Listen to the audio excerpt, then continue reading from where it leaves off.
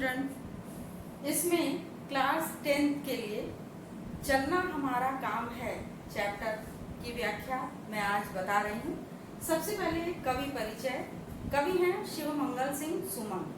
इनका जन्म देखिए इसमें दिया हुआ है 5 अगस्त 1915, मृत्यु 27 नवंबर 2002।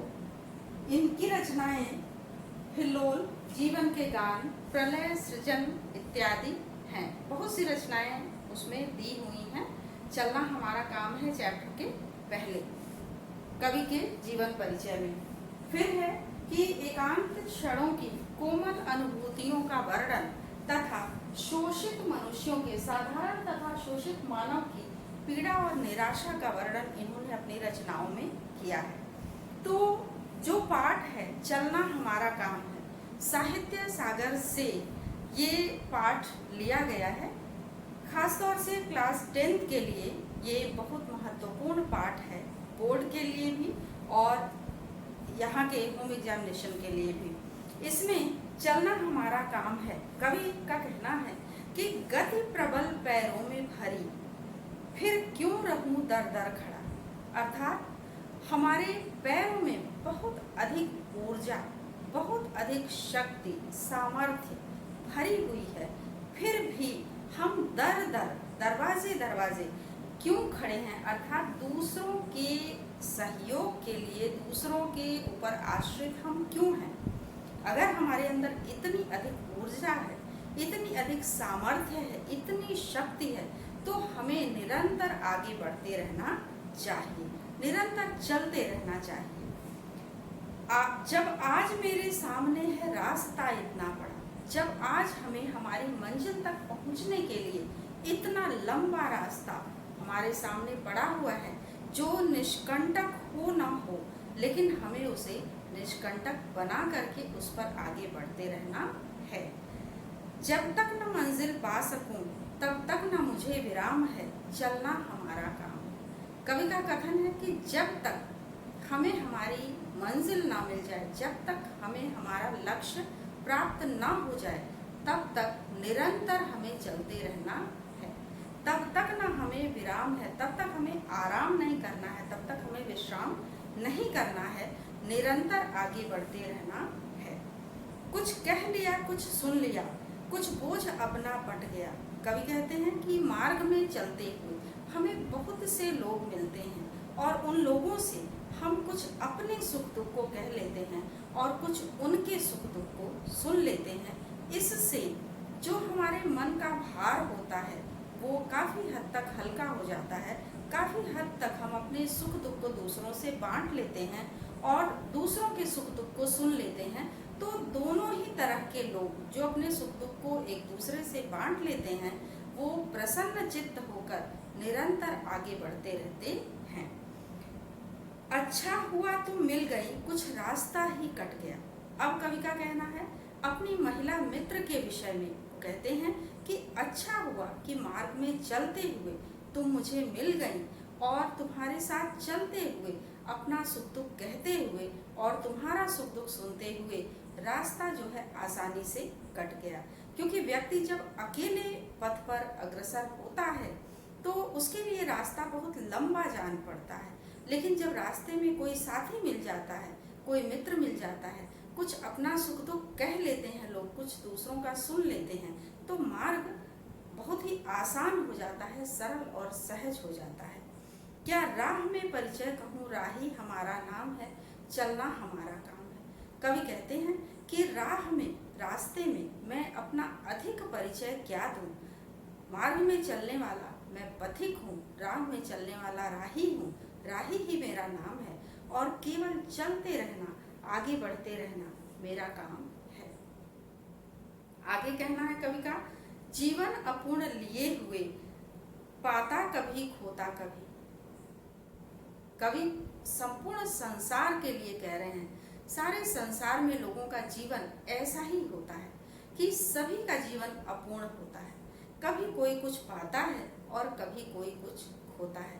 केवल आशा से भरा, केवल सुख से भरा हुआ किसी का जीवन नहीं होता है, या केवल निराशा या दुख से भरा हुआ भी किसी का जीवन नहीं होता है।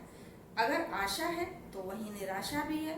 ये प्रकृति का नियम होता है, प्रकृति परिवर्तनशील होती है, तो परिवर्तन प्रकृति का नियम है।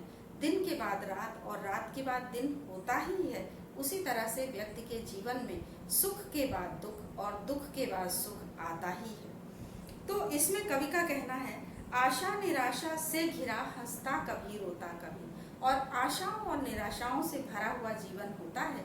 जब हमारी आशाएं पूर्ण होती हैं, हमें सुख मिलता है तो मनुष्य हंसता है, और जब निराशा मिलती है, दुख मिलता है, तो व्यक्ति रो पड़ता है। तो सुख और दुख से हंसते और रोते व्यक्ति निरंतर आगे बढ़ता रहता है। अगर वो निरंतर आगे नहीं बढ़ता है, रुक जाता है, तो उसका जीवन वहीं समाप्त प्राय हो जाता है। समाप्त हो ना हो, लेकिन समाप्त होने जैसा अवश्य हो जाता है।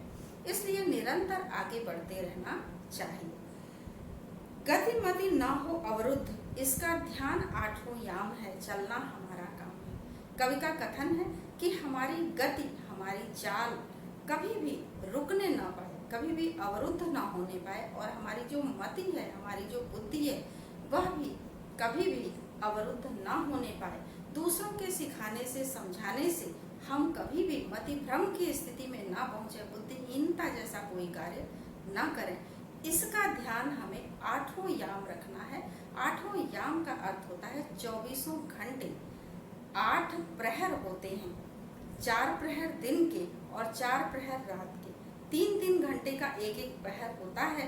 प्रहर या पहर उसको बोला जाता है। ज्यादातर जो प्रचलित शब्द है वो है दोपहर। तो दोपहर आप समझते हैं, उसी तरह से प्रथम प्रहर, द्वितीय प्रहर, तृतीय प्रहर और चतुर्थ प्रहर, इस तरह से दिन के 4 प्रहर होते हैं और रात के 4 प्रहर होते हैं। 3-3 घंटे का एक एक प्रहर होता है।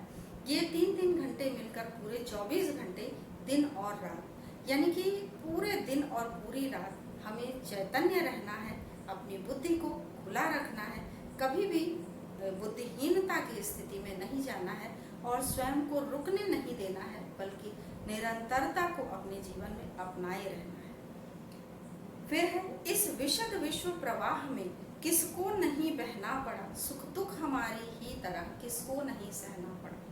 विशद विश्व प्रवाह, विशद कहते हैं बहुत विशाल, विस्तीर्ण।